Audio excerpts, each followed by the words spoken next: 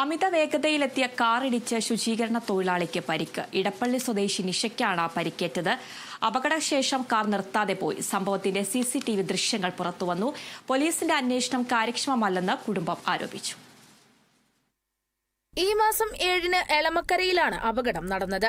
അപകടത്തിൽ ശുചീകരണ തൊഴിലാളിയായ ഇടപ്പള്ളി സ്വദേശിനി നിഷയുടെ കാലൊടിഞ്ഞു. നട്ടെല്ലിനും പരിക്കേറ്റിട്ടുണ്ട്. അപകടശേഷം ഇടിച്ച വാഹനവുമായി ഡ്രൈവർ കടന്നു കളയുകയായിരുന്നു.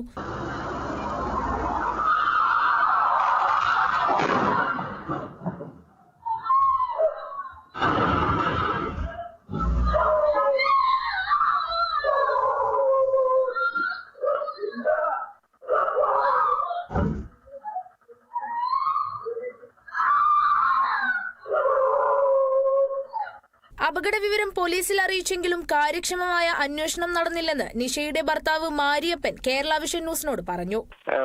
വൈഫായിട്ട് ഞാൻ പോലീസ് സ്റ്റേഷന്റെ ഭാഗത്തേക്ക് ചെന്നിട്ടും കൂടി പോലീസുകാർ ഇറങ്ങി വന്നിട്ട് കാണുകയോ കുടിക്കുകയോ ഒന്നും ചെയ്തില്ല.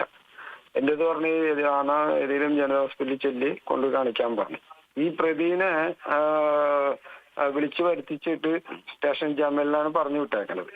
ഈ പ്രതി വന്ന കാര്യം കൂടി ഞങ്ങൾ അറിയിച്ചിട്ടില്ല. ഹോസ്പിറ്റലിൽ വന്നിട്ട് ഒരു മൊഴി പോലീസുകാർ എടുത്തൂല, ഒന്നും ചെയ്തില്ല. ഞാൻ കൊടുത്ത ഒരു പരാതിയിൽ മാത്രം ഇവർ ഈ കേസെടുത്തേക്കണത്.